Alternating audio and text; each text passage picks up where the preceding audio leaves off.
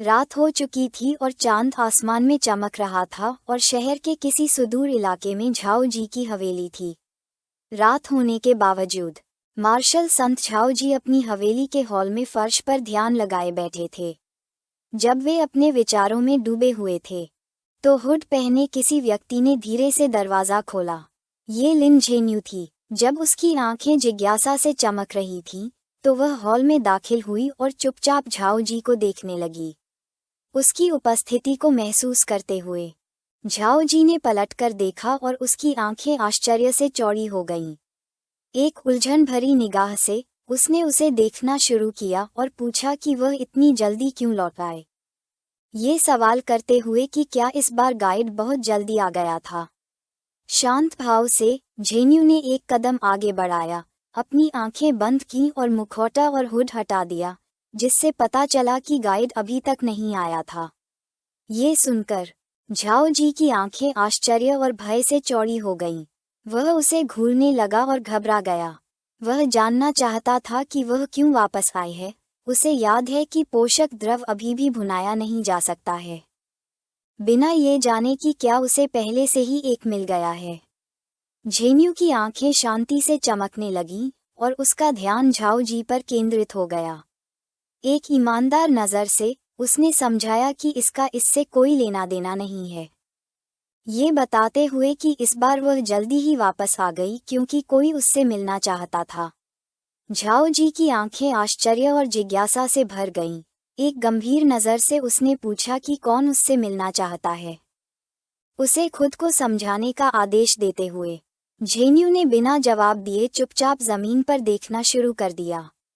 Zhao जी ने अपना हाथ एक तरफ बढ़ाया और एक उलझन भरे भाव से पूछा कि कौन उससे मिलना चाहता है, यह नहीं जानते हुए कि वह उसका मजाक उड़ा रही थी। वह उसे घूरने लगा और उसे याद दिलाया कि उन्होंने पहले ही एक सौदा कर लिया था। उसने उसके ऊर्जा क्रिस्टल स्वीकार कर लिए थे, इसलिए अब उसे किसी भी खतरे से बचाना होगा। उसने एक बार और हमेशा के लिए सच्चाई जानने की मांग की। झेन्यू ने अपनी आंखें बंद कर लीं, अपना सिर हिलाना शुरू कर दिया और बताया कि जो व्यक्ति झाओ जी को देखना चाहता था वह कोई ऐसा व्यक्ति था जिसे वह बहुत अच्छी तरह से जानता था। तभी दरवाजे के पीछे छिपे हुए किसी व्यक्ति की आकृति दिखाई दी। झाओ जी का ध्यान उस पर केंद्रित हो गया और उसकी आंखें भ्रम में चौड़ी हो गईं। वह उन लोगों के बारे में सोचने लगा जिन्हें वह बहुत अच्छी तरह से जानता था, लेकिन उसे जवाब नहीं मिला। इसलिए उसने पूछा कि वह व्यक्ति कौन था जो उसे इतनी बुरी तरह से देखना चाहता था। उस समय लू शेंग प्रकट हुआ और मुस्कुराहट के साथ झाओ जी को देखने लगा। झेन्यू, जिसने अपनी आंखें बंद कर ली थीं, ने हमारे लड़के की ओर अपने हाथ बढ़ाए और बताया कि पूर्णता का पुनर्जन्म महान भगवान लू शेंग वह व्यक्ति था जो उसे देखना चाहता था। हमारे लड़के की आंखें द्वेष से चमकने लगीं और एक मुस्कान के साथ उसने मार्शल संत झाओ जी का अभिवादन किया। लू शेंग को देखते ही झाओ जी की आंखें आश्चर्य और भय से भर गईं, जिससे वह सदमे में आ गया। हमारा लड़का एक कदम आगे बढ़ा और डर ने झाओ जी के दिमाग को खा लिया, जिससे वह पीछे की ओर जमीन पर गिर गया। उसने अपने चेहरे को अपने हाथ से ढकना शुरू कर दिया और डर से भरे भाव के साथ आश्चर्यचकित हो गया कि लू शेंग यहाँ क्या कर रहा था। लू शेंग ने जमीन की ओर देखना शुरू कर दिया और मुस्कुराए बिना नहीं रह सका। झेन्यू ने अपने हाथों को अपने पेट पर रखा और चुपचाप झाओ जी को देखने लगी, एक चिंतित और भ्रमित भाव के साथ। झाओ जी ने उससे पूछा कि वह लू शेंग को क्यों लेकर आई है। लू शेंग की आंखें गंभीरता से चमकने लगीं और उसका ध्यान झेन्यू पर केंद्रित हो गया। उसने दूर देखा और उसकी आंखें ईमानदारी से भर गईं, ये जानते हुए कि भगवान लू शेंग पूर्णता का पुनर्जन्म थे। उसने झाओ जी द्वारा दिए गए सभी क्रिस्टल वापस करने का फैसला किया, ये बताते हुए कि लू शेंग के सामने वह खुद की रक्षा भी नहीं कर सकती थी, तो वह उसकी रक्षा करने में सक्षम नहीं होगी। भगवान लू शेंग का नाम सुनते ही झाओ जी की आंखें डर से चौड़ी हो गईं, जिससे उनका जबड़ा आश्चर्य से खुला रह गया। उन्हें यकीन नहीं हो रहा था कि झेन्यू जैसा ताकतवर व्यक्ति लू शेंग के प्रति इतना सम्मान दिखा रहा है। उन्होंने कल्पना करना शुरू कर दिया कि लू शेंग पृथ्वी के सामने खड़ा है और पूरे नीले ग्रह पर अपार मार्शल ऊर्जा से घिरा हुआ है। गाइड के अलावा कोई भी ऐसा व्यक्ति नहीं था जो किसी मार्शल संत को भगवान कहकर इतनी विनम्रता से संबोधित कर सके। झाओ जी का ध्यान लू शेंग पर केंद्रित था और डर ने उनके शरीर पर कब्जा कर लिया, जिससे उन्हें पसीना आने लगा। उन्होंने मुश्किल से निगला और महसूस किया कि लू शेंग पहले ही लेवल 10 पर पहुंच चुका था। उनकी आंखें आतंक से चमकने लगीं क्योंकि उन्होंने अपनी मार्शल आत्मा को ठीक करने के लिए 1 साल एकांत में बिताया था, और उन्हें नहीं पता था कि लू शेंग इतना मजबूत बनने के लिए क्या कर रहा था। लू शेंग डर से ग्रसित होकर आगे बढ़ने लगा। झाओ जी पीछे हटने लगे जब तक कि उनकी पीठ दीवार से नहीं टकरा गई। लू शेंग ने उसे घूरना शुरू कर दिया और उसकी आंखें खुशी से चमकने लगीं। एक अभिमानी मुस्कान के साथ उसने बताया कि झाओ जी के पास 2 विकल्प हैं, जीना या मरना। ये सुनते ही झाओ जी का चेहरा पसीने से लथपथ हो गया, जिससे उसे ऐसा डर महसूस हुआ जो उसने पहले कभी महसूस नहीं किया था। ये देखकर कि झाओ जी जवाब नहीं दे सकता, हमारे लड़के के चेहरे पर एक दुष्ट मुस्कान फैल गई। लू शेंग ने उसके लिए चुनने का फैसला किया। इससे पहले कि झाओ जी एक और सांस ले पाता, लू शेंग ने अपना हाथ उसके माथे पर रखा। डर के मारे उसकी आंखें चौड़ी हो गईं। मार्शल संत घबराकर चीखने से खुद को रोक नहीं सका। लू शेंग ने अपनी शक्तियों का इस्तेमाल करना शुरू किया और धीरे धीरे मार्शल संत को सम्मोहित करना शुरू कर दिया। कई सेकंड बाद, जब लू शेंग की आंखें खुशी से चमक रही थीं, उसने झाओ जी के सिर से अपना हाथ हटा लिया, जिससे उसका शरीर कांपने लगा। जियांग यू उसके पास गई, सम्मान के संकेत के रूप में उसके सामने अपना सिर झुकाया और झाओ जी की जान बचाने के लिए उसे धन्यवाद दिया। लू शेंग का सम्मोहन काम कर गया क्योंकि मार्शल संत झाओ जी ने अपना मुंह खोला और अपनी जीभ नीचे कर दी, और धीरे धीरे वह अपना दिमाग खोने लगा, पागल हो गया। झाओ जी ने आसपास के माहौल को देखना शुरू किया और पागलों की तरह हंसने से खुद को रोक नहीं सका। लू शेंग ने उसकी ओर पीठ की और जब वह दूर जा रहा था तो उसने कहा कि धन्यवाद देने की कोई बात नहीं है, क्योंकि इस अवस्था में झाओ जी मरने से बहुत अलग नहीं था। झाओ जी एक बच्चे की तरह था। लू शेंग ने उसे खुशी से देखा और उसके चेहरे पर मुस्कान आ गई। उसने झाओ जी की ज्यादातर यादों को मिटा दिया था, फिर कुछ नई यादृच्छिक यादों का आविष्कार किया और उनके दिमाग में जोड़ दिया। यह उसकी मूल आत्मा के एक हिस्से को फाड़ने के बराबर था। अब जब उसकी आत्मा अधूरी थी, तो वह इस जीवन में अपने शिखर पर कभी नहीं लौट पाएगा। यहाँ तक कि लेवल 7 मास्टर के स्तर तक पहुँचना भी उसके लिए काफी चुनौती भरा होगा। जियांग यू हमारे लड़के के बगल में चलने लगा और उसे उत्सुकता भरी निगाहों और चुप्पी से देखने लगा। लू शेंग कमरे से बाहर चला गया और मुस्कुराते हुए समझाया कि झाओ जी को मारना उसे सुधारने से कम उपयोगी होता, क्योंकि अब वह दुनिया और मानवता के लिए कुछ ज्यादा सार्थक कर सकता था। लू शेंग ने खुद को पिनोचियो के रूप में कल्पना करना शुरू कर दिया, यह महसूस करते हुए कि वह पुराने ऋषियों और मार्शल मास्टर्स की तरह बन रहा था। उसके पास एक अविश्वसनीय महानता और दूसरी दुनिया का एक दर्शन था।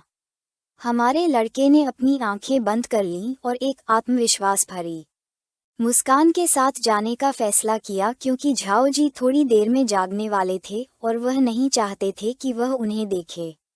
जबकि झाओ जी के सिर में चिंगारी थी, वह बड़बड़ाने लगा और धीरे धीरे होश में आने लगा।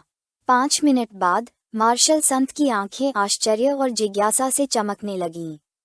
उसने अपने हाथों को देखना शुरू किया और घबराने से बच नहीं सका, लेकिन फिर उसका जबड़ा आश्चर्य से खुला रह गया जब उसने देखा कि वह मरा नहीं था। उसकी आंखें भावनाओं से चमकने लगीं। झाओ जी ने अपनी मुट्ठी भींच ली और मुस्कुराए बिना नहीं रह सका। ये सोचकर कि स्वर्ग ने उसे नहीं छोड़ा है, ये सोचकर कि देवताओं ने उसे दूसरा जीवन दिया है, वह जमीन की ओर देखने लगा और उसकी आंखों से आंसू नदी की तरह बहने लगे। उसे अपने माता पिता और सुजू की दुखद मौत याद आने लगी, जिससे उसकी आंखें दुख से भर गईं और उसे दोषी महसूस होने लगा। अपने माता पिता के बारे में सोचते समय वह अपने दांतों को कसकर भींचने से नहीं रोक सका। फिर उसकी आंखें घृणा से भर गईं, जिससे उसने अपनी मुट्ठियां कस लीं।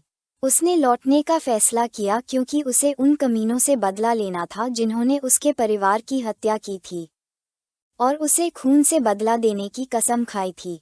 उसने अपने सिर को छूना शुरू किया और उलझन भरी निगाहों से सोचा कि कैसे अपनी मूल दुनिया में वापस लौटूं। तभी मार्शल संत प्रणाली की एक खिड़की उसके सामने दिखाई दी।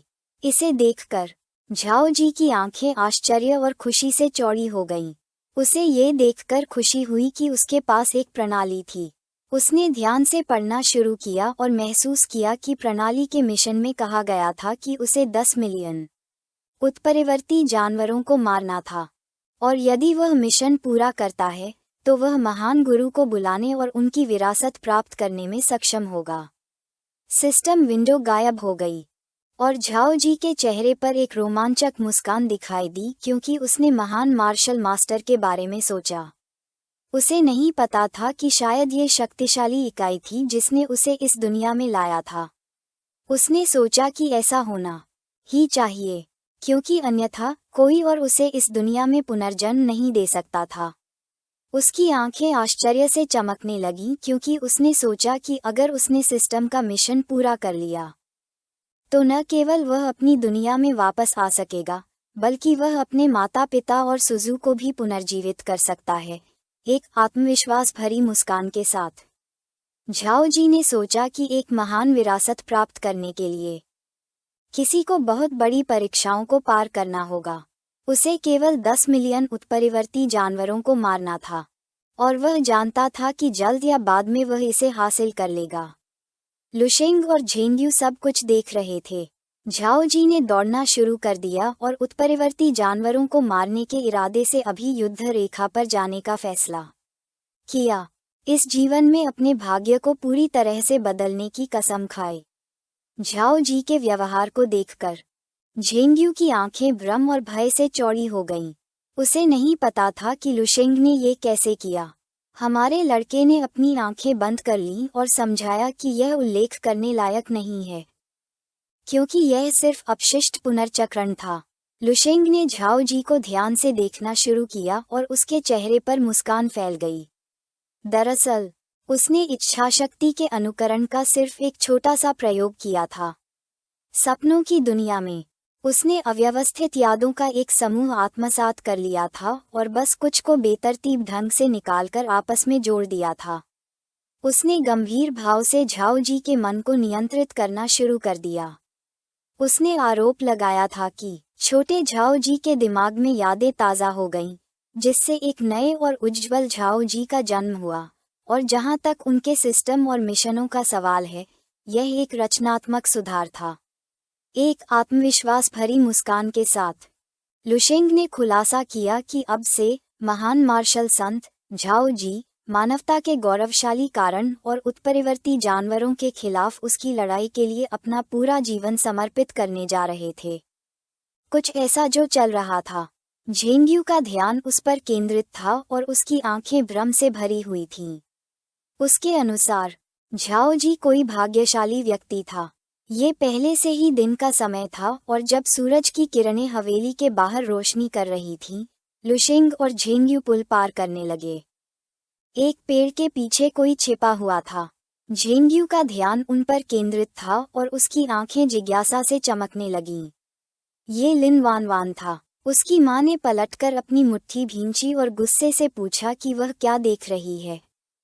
उसे बकवास बंद करने और तुरंत वापस लौटने का आदेश देते हुए लिन वान वान ने अपनी मुट्ठियां भींच लीं और अपनी माँ को भ्रमित नज़र से देखने लगी। लिन वान वान ने अपनी पीठ मोड़ी और वहां से भाग गई। लुशेंग का ध्यान उस पर था और उसके चेहरे पर एक मुस्कान दिखाई दी। उसे एहसास हुआ कि वह स्नोई की दोस्त थी। लुशेंग की मुस्कान को देखते हुए माँ उत्सुक हो गई। एक शांत भाव के साथ उसने पूछा कि क्या लुशेंग उसकी बेटी में दिलचस्पी रखता है। उसके अनुसार वे एक अच्छी जोड़ी बना सकते हैं। ये सुनकर हमारे लड़के की आंखें आश्चर्य और भ्रम में चौड़ी हो गईं। एक मजबूर मुस्कान के साथ उसने इनकार में अपने हाथों को हिलाना शुरू कर दिया, ये समझाते हुए कि यह एक मजाक था, और यह खुलासा किया कि उसकी पहले से ही एक मंगेतर है। शांत दृष्टि से झेंग्यू ने बताया कि यह कोई समस्या नहीं थी, क्योंकि मार्शल पथ के पहले वर्ष से पहले पुरुषों के लिए 3 या 4 पत्नियां रखना बहुत आम बात थी, और अब तो और भी ज्यादा, क्योंकि लुशेंग के पास स्वर्ग के नीचे सबसे विलक्षण प्रतिभा थी, वह मानवता का शिखर था। उसके अनुसार अगर लुशेंग की वंशावली का विस्तार हुआ तो इसे ग्रह ब्लू के भविष्य में एक महान योगदान माना जा सकता है। लुशेंग, जिसने अपनी आंखें बंद कर रखी थीं, मुस्कुराने लगा, ये बताते हुए कि उसे युवा महिलाओं में कोई दिलचस्पी नहीं थी। ये सुनकर कि भगवान लुशेंग को युवा महिलाओं में कोई दिलचस्पी नहीं थी, झेंग्यू की आंखें आश्चर्य से चौड़ी हो गईं। उसने दूर देखा, शर्माने लगी और घबराई हुई नज़र से पूछा कि क्या लुशेंग को उसमें दिलचस्पी थी। ये देखकर हमारे लड़के को पसीना आने लगा और वह सदमे में आ गया। वह जमीन की ओर देखने लगी और उसने बताया कि उसके पति की युवावस्था में मृत्यु हो गई थी और वह वर्षों से अकेली थी और उसे अपने स्वामी की सेवा करने में कोई आपत्ति नहीं थी। वह लुशेंग की ओर मुड़ी, उसके जवाब का इंतजार करते हुए। हमारा लड़का पागलों की तरह पसीना बहाने लगा। वह आराम की तलाश कर रही विधवा से जुड़ी साजिश का हिस्सा नहीं बनना चाहता था। घबराई हुई नज़र से उसने उसे शांत होने के लिए कहा, क्योंकि वह उस तरह का व्यक्ति नहीं था। झेंग्यू शर्माने लगी और प्यार भरी नज़र से पूछा कि क्या लुशेंग का इरादा उसे ऊर्जा क्रिस्टल वापस करने का नहीं था। ये सुनते ही लुशेंग की आंखें गुस्से से चमकने लगीं। एक तीखी अभिव्यक्ति के साथ उसने पूछा कि अगर वह ऊर्जा क्रिस्टल रख ले तो क्या होगा।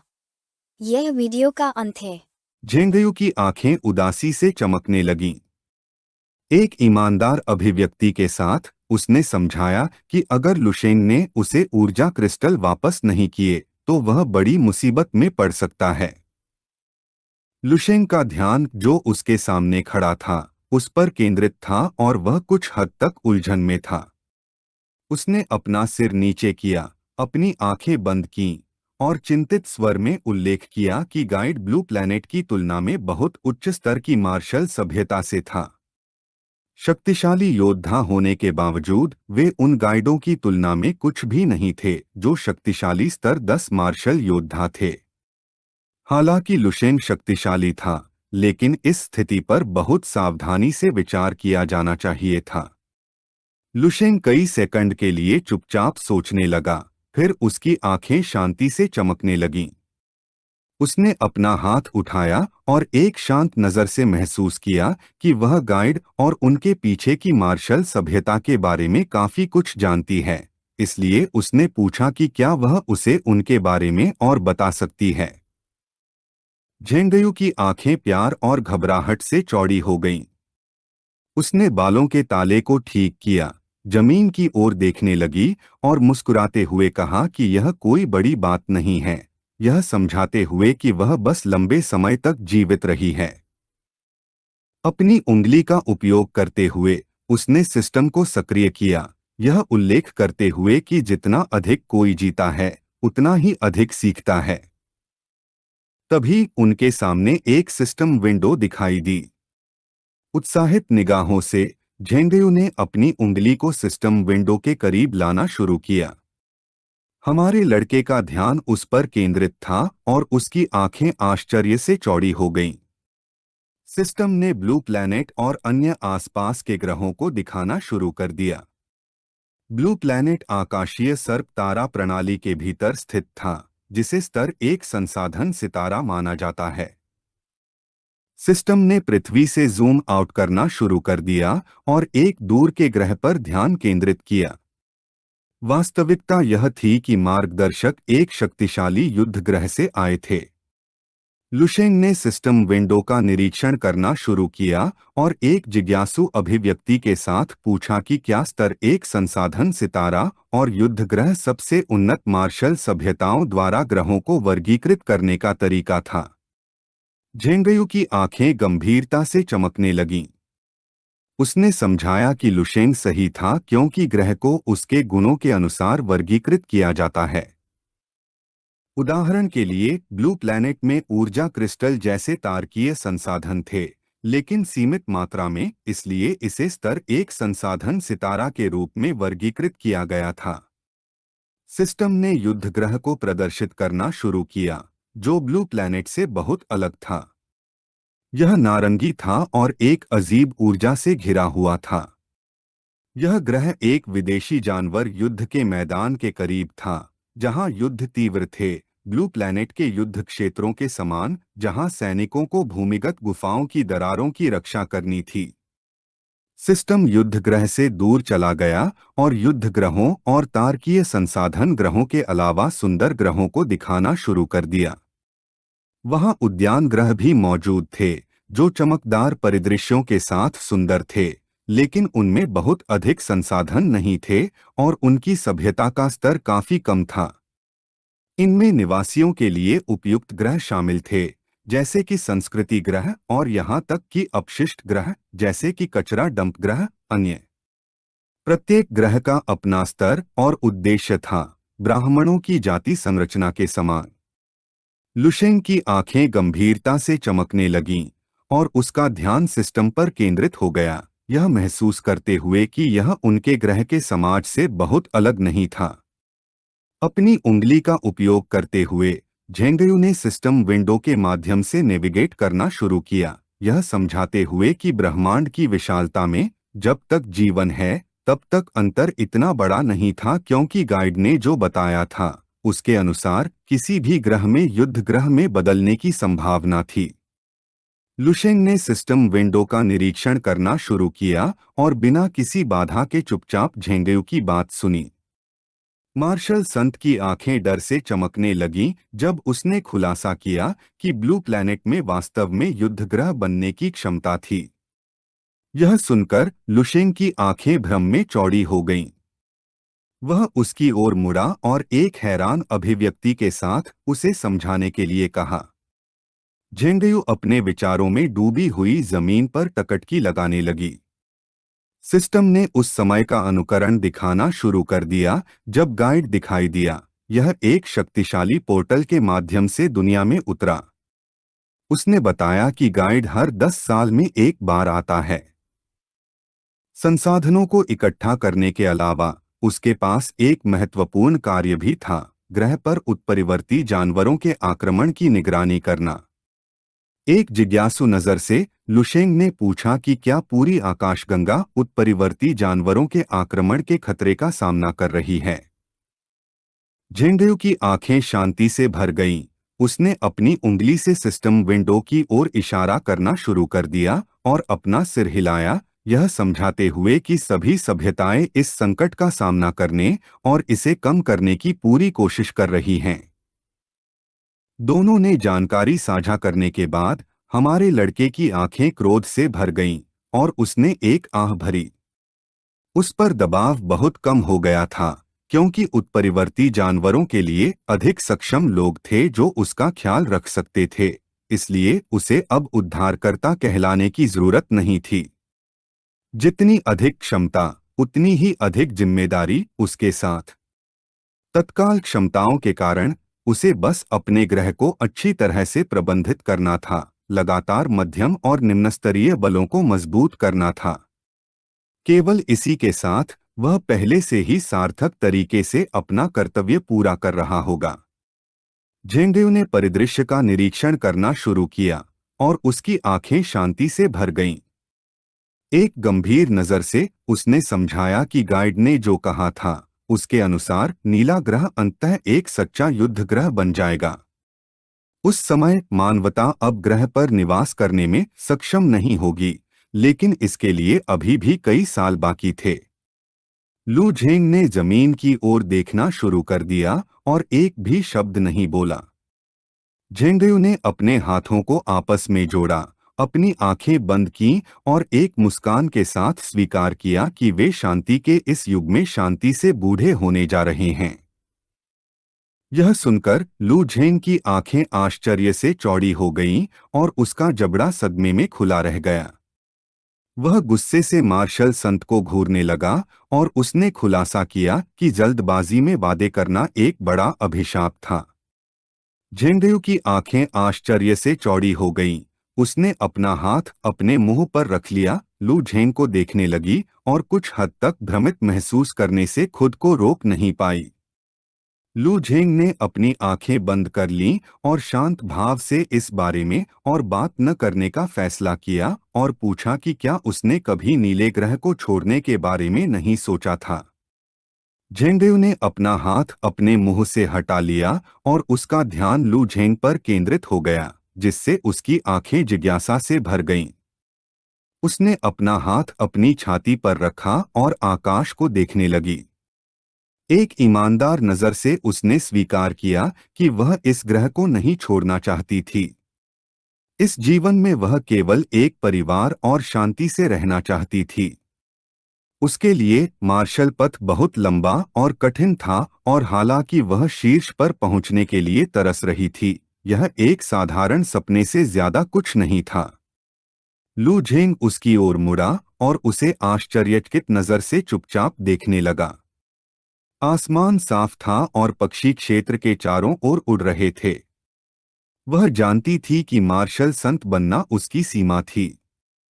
उसने अपना अधिकांश जीवन मार्शल पथ के लिए संघर्ष करते हुए बिताया था, लेकिन अब समय आ गया था कि वह उन चीजों को करने के लिए समय समर्पित करे जो वह करना चाहती थी। उसने झील की ओर अपना हाथ बढ़ाया, लू झेंग की ओर मुड़ी और चिंतित भाव से कहा कि यदि वह नीले ग्रह को छोड़ना चाहता है तो उसे गाइड को नाराज नहीं करना चाहिए। चाहे वह स्तर 10 पर चढ़ने का मार्ग हो या इस ग्रह को छोड़ना हो, सब कुछ गाइड के हाथ में था, क्योंकि वर्तमान तकनीक के साथ वे अभी भी अंतरिक्ष में यात्रा करने में सक्षम जहाज बनाने में सक्षम नहीं थे। लू झेंग ने चुपचाप झील पर विचार करना शुरू किया। फिर उसने अपना हाथ उसकी ओर बढ़ाया और उसकी आंखें गंभीरता से भर गईं। वह जानता था कि वह गलत नहीं थी, क्योंकि ग्रह को छोड़ना केवल ताकत बढ़ाने जितना आसान नहीं था। तकनीकी प्रगति के बिना वे यह कदम नहीं उठा सकते थे।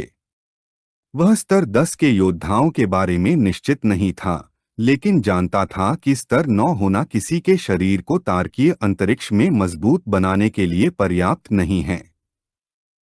वह और झेंग यू दृढ़ निश्चयी भाव से पुल पार करने लगे। हमारे लड़के ने उसे चिंता न करने के लिए कहा क्योंकि उसे स्पष्ट था कि क्या करना है। झेंग यू ने अब और जोर न देने का फैसला किया और उसे गाइड की उन्नत तकनीक और अंतरिक्ष यान जैसे उसके लोगों के बारे में बताने का फैसला किया। दोनों ने बातचीत जारी रखी और रास्ते में झेंग यू ने अपनी आंखें बंद कर लीं और शर्माते हुए एक दयालु मुस्कान के साथ पूछा कि क्या लू झेंग लिन वान वान के मामले पर पुनर्विचार नहीं करना चाहता था। यह सुनकर हमारे लड़के की आंखें आश्चर्य से चौड़ी हो गईं और वह शर्माए बिना नहीं रह सका। लू झेंग ने अपना सिर छूना शुरू कर दिया, दूर देखा और एक घबराए हुए भाव के साथ कहा कि उसे स्नोई से इस बारे में बात करनी होगी कि क्या वह सहमत है। लू झेंग ने खुद को लड़कियों से घिरा हुआ और गले मिलते हुए कल्पना करना शुरू कर दिया। उनमें स्नोई और लिन वान वान भी थीं, अगर उसे मजबूर किया जाए। शायद वह कुछ और महिलाओं से शादी करने पर विचार कर सकता था, लेकिन फिर उसने विचार को खारिज कर दिया और एक रास्ता को जारी रखने का फैसला किया क्योंकि वह अन्य लड़कियों को रोते हुए नहीं देख सकता था। कुछ दिनों बाद लू झेंग को खाने के लिए आमंत्रित किया गया। स्नोई और अन्य लोगों ने सभी प्रकार के व्यंजनों के साथ एक बड़ा रात्रिभोज आयोजित किया। भोजन के दौरान लू झेंग के सभी पुराने परिचित दिखाई दिए। उनमें लिन वान वान, डोंगशेंग यी और कई अन्य शामिल थे। जब डोंगशेंग यी भोजन का आनंद ले रहा था, लू झेंग प्रकट हुआ और अपने हाथों को उसके कंधों पर रख दिया। यह देखकर डोंगशेंग ही घबरा गया, जबकि दूसरी ओर लिन वान वान अपनी हंसी नहीं रोक सका। एक बार रात हो गई, लू झेंग अपनी हवेली में लौट आया और उसकी आंखें डर से चौड़ी हो गईं, जिससे वह सदमे में आ गया। लू झेंग ने ध्यान केंद्रित किया और सपनों के स्थान में दिखाई दिया। एक शांत नजर से उसने हवा को छुआ, जिससे कई लाल सिस्टम विंडो दिखाई दी। सिस्टम ने जानकारी प्रदर्शित करना शुरू कर दिया। लू झेंग ने अपनी बाहों को पार किया और अपना ध्यान उस पर केंद्रित किया, जिससे उसकी आंखें भ्रम से भर गईं। वह विश्वास नहीं कर सका कि बाहरी अंतरिक्ष के बारे में अभी भी कोई जानकारी नहीं थी। उसने ध्यान से पढ़ना शुरू किया और लिन झेंग यी की जानकारी की तुलना सिस्टम से करने पर उसे जल्दी ही एहसास हो गया कि सिस्टम में दिखाई देने वाली हर चीज झूठी थी। उसके लिए यह सही नहीं था। लू झेंग ने अपना हाथ अपनी ठोड़ी पर रखा, अपनी आंखें बंद कीं और विचार करना शुरू किया। वह इस निष्कर्ष पर पहुंचा कि केवल सच्चे स्तर 9 पर पहुंचकर या आधिकारिक तौर पर स्तर 10 के योद्धा को हराकर ही वह अपनी अनुमतियों को स्तर 11 तक बढ़ा सकता था। सिस्टम की जानकारी के अनुसार लू झेंग अक्टूबर में गाइड से मिलने जा रहा था और लड़ाई के दौरान उसे 3 बार मिलने वाले थे, लेकिन वह मरने वाला नहीं था और 3 साल बाद वह स्तर 9 पर चढ़ने वाला था। लू झेंग का ध्यान उस पर केंद्रित था और उसकी आंखें आश्चर्य से चौड़ी हो गईं। उसके लिए सिस्टम की भविष्यवाणी दिलचस्प थी। उसकी वर्तमान ताकत में अभी भी गाइड की ताकत से एक बड़ा अंतर था और एकमात्र निश्चित बात यह थी कि वह लड़ाई के दौरान मरने वाला नहीं था। लू झेंग ने अपनी बाहें पार कीं और उसके चेहरे पर मुस्कान फैल गई। उसकी आंखें उत्साह से चमकने लगीं क्योंकि यह वही था जो वह चाहता था। गाइड की ताकत उसे मारने के लिए पर्याप्त थी, लेकिन वह मरने वाला नहीं था। युद्ध के दौरान उसके पास बस इतना ही दबाव था कि वह आगे बढ़ सके और खुद को पीछे छोड़ सके। अपनी उंगली का उपयोग करते हुए लू झेंग ने सिस्टम विंडो को छुआ। उसने पढ़ना जारी रखने का फैसला किया, लेकिन फिर कुछ ने उसका ध्यान खींचा। आश्चर्य और भ्रम में उसकी आंखें चौड़ी हो गईं। सिस्टम विंडो बहुत बड़ी हो गई, जिससे पता चला कि 5 साल बाद लू झेंग 28 साल की उम्र में नीले ग्रह के विनाश के युद्ध के दौरान मरने वाला था। हमारे लड़के ने अपनी मुट्ठियां कस लीं और चुपचाप सोचने लगा। उसे नहीं पता था कि क्या हो रहा है। उसकी आंखें आश्चर्य और भय से चौड़ी हो गईं। उसे विश्वास नहीं हो रहा था कि वह फिर से मरने वाला था और इस बार नीला ग्रह भी नहीं बचने वाला था, जिससे वह सदमे में आ गया। लू झेंग घबरा गया और चिंतित भाव के साथ सिस्टम विंडो के माध्यम से नेविगेट करना शुरू कर दिया। जानकारी फिर से नहीं बदली थी, यह महसूस करते हुए कि यह ड्रीमस्पेस द्वारा एकत्र किए गए डेटा के आधार पर सबसे संभावित भविष्य था। उसे यकीन था कि कुछ हुआ होगा, कुछ ऐसा जिसे उसने अनदेखा कर दिया था, कुछ अस्पष्ट डेटा। डर से भरी निगाहों से लू झेंग ने गाइड की कल्पना करना शुरू कर दिया। उसने स्पष्ट रूप से सोचा, यह महसूस करते हुए कि पूरा नीला ग्रह नष्ट होने वाला था और मार्शल मास्टर स्तर 9 तक पहुंचने के बाद भी वह इसे रोक नहीं सकता था और स्तर 10 भी ऐसा करने में सक्षम नहीं होगा। केवल स्तर 11 या उससे अधिक का अस्तित्व ही ऐसा कर सकता है। लू झेंग की आंखें डर से चौड़ी हो गईं जब उसने सोचा कि यह अस्तित्व ग्रह पर मौजूद दरार से आ सकता है। उग्र निगाहों से लू झेंग ने उस शक्तिशाली प्राणी की कल्पना करना शुरू कर दिया जिसका सामना उसने समुद्र के तल पर किया था। वह जानता था कि अगर वह प्राणी रसातल से बाहर आ गया तो नीले ग्रह का विनाश संभव होगा। हालांकि यह दुनिया संकटों से ग्रस्त थी, लेकिन कुछ भी असंभव नहीं था। लू झेंग ने जमीन पर जोर से रौंदा, जिससे छोटी छोटी दरारें बन गईं। उसके अनुसार यह पुष्टि करने का कोई तरीका नहीं था कि नीले ग्रह को किसने नष्ट किया था। हमारे लड़के ने अपने सिर पर हाथ रखा और पागल होने लगा। उसकी आंखें अपराध बोध से भर गईं, क्योंकि उसके अनुसार अगर लिन झेंग तुमने उसे कुछ नहीं बताया होता, शायद यह संकट नहीं टूटता। लू झेंग ने अपनी बाहें पार कीं और एक उलझन भरी निगाह से उसने जमीन की ओर देखना शुरू किया। उसे याद आया कि उसने कहा था कि वह शांति के समय बुढ़ापे में मरना चाहती थी, और रात तक वे पहले से ही दुनिया का सर्वनाश कर चुके थे। उसके अनुसार उसे अपराधबोध सहना पड़ा। लू झेंग की आंखें क्रोध से चौड़ी हो गईं, जिससे उसने अपने दांत कस लिए। उसने सोचा कि अभी भी कोई रास्ता हो सकता है, क्योंकि आखिरकार उसके पास 28 तक अभी भी 8 साल थे, और 8 साल काफी थे, जो पूरी तरह से आपदा की तरह लग रहा था। 8 साल में शायद वह हाथ की एक साधारण लहर से इसे हल कर सकता था। लू झेंग ने जमीन पर पैर रखा और अपने प्रियजनों की यादें उसके दिमाग में आ गईं। वह जमीन की ओर देखने लगा और सोचने लगा कि सबसे खराब स्थिति में भी अगर वह जीत नहीं पाया, तो कम से कम वह बच तो सकता है, और सबसे मुश्किल काम तो अपने सभी प्रियजनों को ब्लू स्टार से दूर ले जाना था। सूरज उग आया। लू झेंग ने अपनी मुट्ठियां कसकर भींच लीं, क्योंकि वह जानता था कि वह ब्लू स्टार के अनगिनत लाखों देशवासियों को शांति से नहीं छोड़ सकता। उसकी आंखें दृढ़ संकल्प से चमकने लगीं और उसका ध्यान सूरज पर केंद्रित हो गया। वह जानता था कि उसे और मजबूत बनना है और जल्दी से सुधार करना है। उसे सब कुछ बदलने के लिए काफी मजबूत होना था। इस वीडियो का अंत है। अगर आप लोग अगला भाग देखना चाहते हैं, तो हमारे चैनल को सब्सक्राइब करें, वीडियो को शेयर करें और लाइक करें। 7 दिन बीत चुके थे। आज का दिन बहुत ही शानदार था और सूरज आसमान में चमक रहा था। लुशेंग और स्नोई ने अपना सामान तैयार किया और हवेली से निकलकर काली टैक्सी की ओर चल पड़े, जो प्रवेश द्वार पर उनका इंतजार कर रही थी। लुशेंग, जो अपने कंधे पर बैग लेकर चल रहा था, अपने माता पिता की ओर मुड़ा और मुस्कुराते हुए उन्हें बताया कि वे जा रहे हैं। स्नोई, जो एक हैंड सूटकेस लेकर चल रही थी, की आंखें खुशी से चमकने लगीं और मुस्कुराते हुए उसने उन्हें अलविदा कहा। जब लुशेंग और स्नोई अपना सामान टैक्सी में रख रहे थे, तो हवेली के प्रवेश द्वार के सामने खड़े माँ और पिता उन्हें चुपचाप देखने लगे। लुशेंग की माँ की आंखें उदासी से भर गईं, क्योंकि लुशेंग को लौटे हुए कुछ ही दिन हुए थे और उसे फिर से जाना था।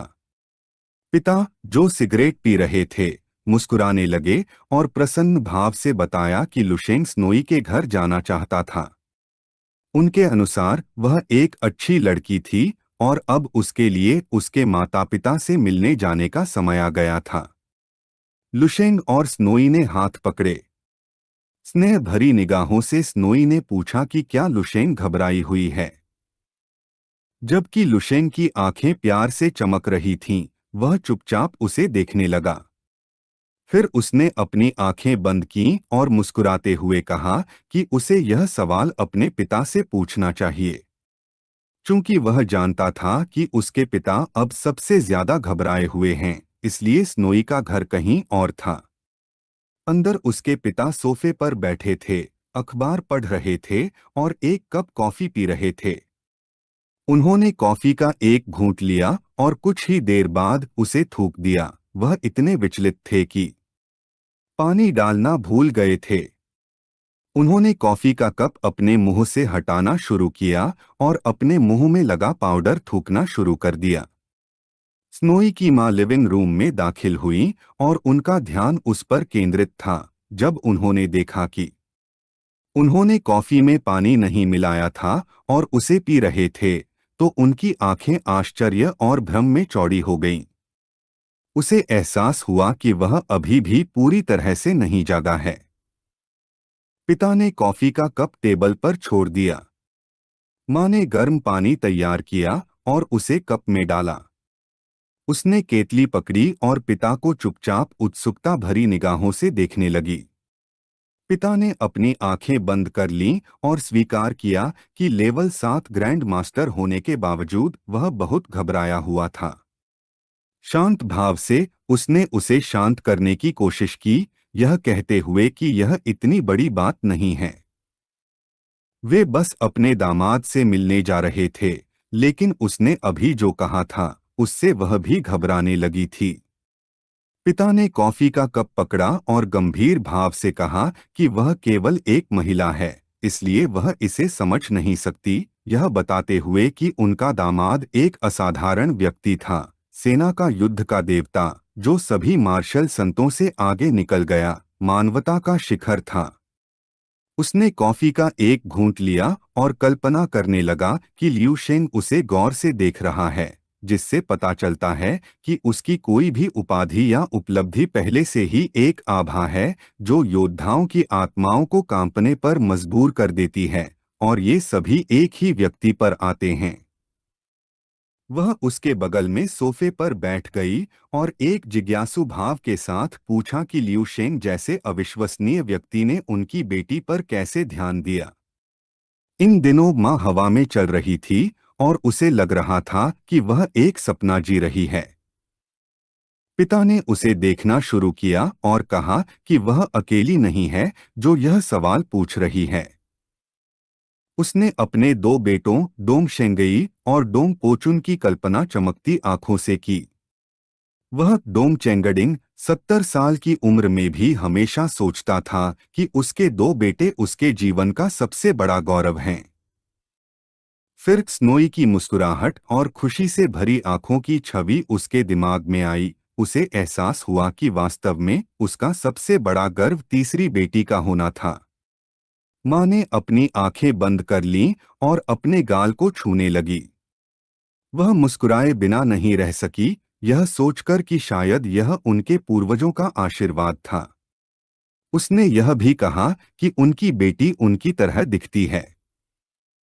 यह सुनकर पिता ने कहा कि अगर स्नोई उनकी तरह दिखती है तो यह एक आपदा होगी। माँ का फोन जो मेज पर था चमक उठा और एक संदेश दिखाने लगा जिसमें कहा गया था कि स्नोई 3 मिनट में डेलिंग हवाई अड्डे पर पहुंचने वाला है। माँ ने फोन उठाया और संदेश देखते ही उसकी आंखें आश्चर्य से चौड़ी हो गईं और उसका जबड़ा खुला रह गया, जिससे पता चला कि वे पहुंचने वाले थे। पिता खड़े हो गए और उनकी आंखें भी आश्चर्य से चौड़ी हो गईं। उन्होंने जाकर लोगों को चेतावनी देने का फैसला किया ताकि वे लू शांग के साथ ऐसा व्यवहार न करने लगे जैसे कि वह उनका असली दामाद हो। वह नहीं चाहते थे कि वे लू शांग को इस तरह से ऊंचे स्थान पर रखें जैसे कि वह उनका पूर्वज हो। एक ईमानदार अभिव्यक्ति के साथ माँ ने समझाया कि किन और वांग परिवारों को भी इस खबर के बारे में पता चल गया था। वे भी डेलिंग हवाई अड्डे जा रहे थे। उसे नहीं पता था कि यह उचित था या नहीं या उन्हें रोकना चाहिए। पिता ने सूट पहना और घबराए हुए भाव से उसे समझाया कि उन्हें रोकने की कोई जरूरत नहीं थी क्योंकि दोनों परिवारों ने पहले ही उन्हें सूचित कर दिया था। वे पुराने दोस्त थे और शिष्टाचार और कारण से उन्हें किसी भी समय उन्हें लेने आना चाहिए। रास्ता। यह सुनकर माँ का ध्यान उस पर गया और उसने कपड़े बदलकर साथ चलने का फैसला किया। कुछ मिनट बाद लू शान का विमान डायलिंग एयरपोर्ट के रनवे के पास पहुंचा। एयरपोर्ट के अंदर बहुत सारे सैनिक थे जो अपनी पीठ के पीछे हथियार बांधे हुए थे और उनके चेहरे पर गंभीर भाव थे। सभी चुपचाप विमान को देखने लगे। लू शांग का विमान उतरा और सैनिक विमान के सामने लाइन बनाकर खड़े हो गए, हमारे लड़के के आने का इंतजार करने लगे। विमान का दरवाजा खुला और कर्मचारी सीढ़ियों से जुड़ गए। कंधे पर बैग टांगे लू शांग की आंखें उत्सुकता से चौड़ी हो गईं।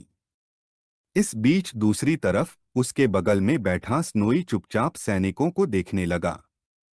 प्रशंसा से भरे भाव के साथ सैनिकों ने सैन्य सलामी दी, जिससे पता चला कि वे उनके लिए रास्ता साफ करने के लिए तैयार थे। लू शांग की आंखें गंभीरता से चमकने लगीं और उसका ध्यान उन पर केंद्रित हो गया।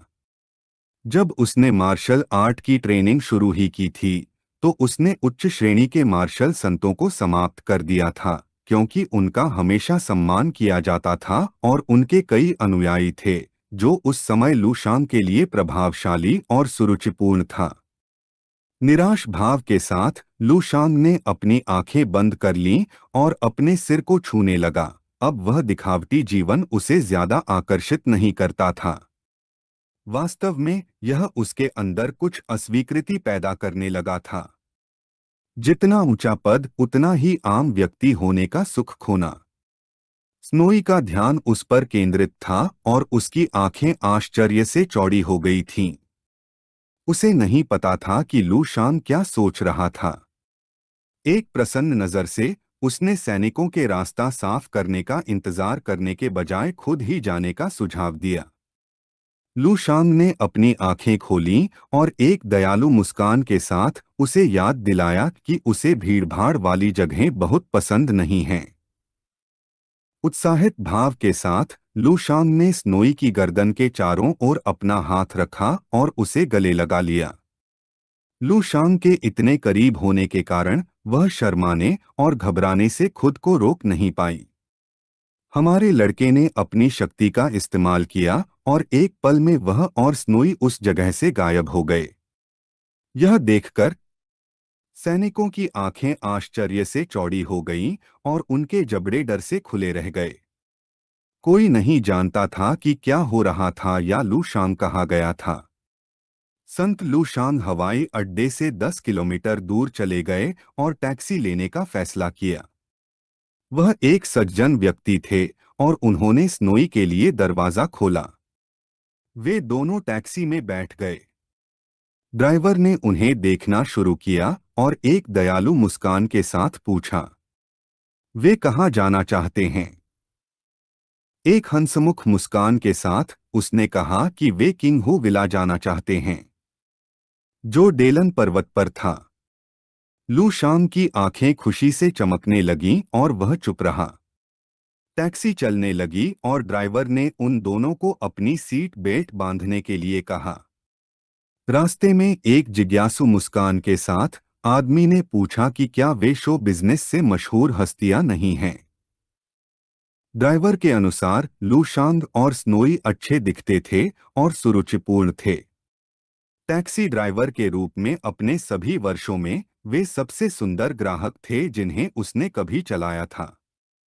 स्नोई ने अपना हाथ अपनी छाती पर रखा और उसकी आंखें आश्चर्य और खुशी से भर गईं। ड्राइवर की तारीफ सुनकर लू शांग की आंखें खुशी से चमकने लगीं। टैक्सी ड्राइवर ने सड़क का निरीक्षण करना शुरू किया और एक कहावत याद की, वे एक दूसरे के लिए बने थे। एक मुस्कान के साथ लू शांग को एहसास हुआ कि वह काफी चापलूसी करने वाला था। फिर वह स्नोई के पास गया और शर्माते हुए उसे इस ड्राइवर को 100 युआन का टिप देने का सुझाव दिया। स्नोई भी शर्मा गई, लू शांग की आंखों में देखने लगी और मुस्कुराते हुए उसे मूर्ख कहने लगी। आधे घंटे बाद टैक्सी रुकी। सड़क अवरुद्ध थी और कई सैनिक क्षेत्र की रखवाली कर रहे थे। ड्राइवर का ध्यान उन पर केंद्रित था और उसकी आंखें आश्चर्य से भर गईं। उसे एहसास हुआ कि सेना किसी महत्वपूर्ण व्यक्ति के आने का इंतजार कर रही थी। यह देखकर कि उन्होंने सुरक्षा रेखाएं भी स्थापित की थीं, उसने देखा कि यह एक निजी क्षेत्र था। लू शांग ने नोटों की गड्डी निकाली और जब उसकी आंखें दयालुता से चमक रही थीं, मुस्कुराते हुए उसने टैक्सी ड्राइवर से कहा कि चिंता न करे क्योंकि वे चुपके से अंदर घुसने वाले थे। इतने सारे पैसे देखकर टैक्सी ड्राइवर की आंखें आश्चर्य से चौड़ी हो गईं। उसने नोटों की गड्डी पकड़ी और मुस्कुराए बिना नहीं रह सका, उन्हें शुभकामनाएं दीं। उसे यकीन था कि वे किसी कुलीन परिवार के युवा लोग थे, इसलिए वे किसी तरह चुपके से अंदर घुसने वाले थे। विला के सामने लोगों और सेना के जवानों की एक बड़ी भीड़ थी।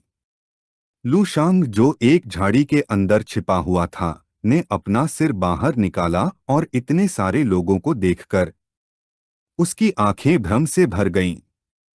उसे नहीं पता था कि इतने सारे लोग यह देखने क्यों आए थे कि वह अपने ससुर से कैसे मिला। उसे पता था कि चुपके से अंदर जाना बेहतर था। स्नोई ने भी अपना सिर बाहर निकाला और उसकी आंखें आश्चर्य और भय से चौड़ी हो गईं। इलाके से कुछ ही दूर किन शेजुन एक पेड़ के सहारे अपनी बाह के सहारे झुका हुआ था और सिगरेट पी रहा था।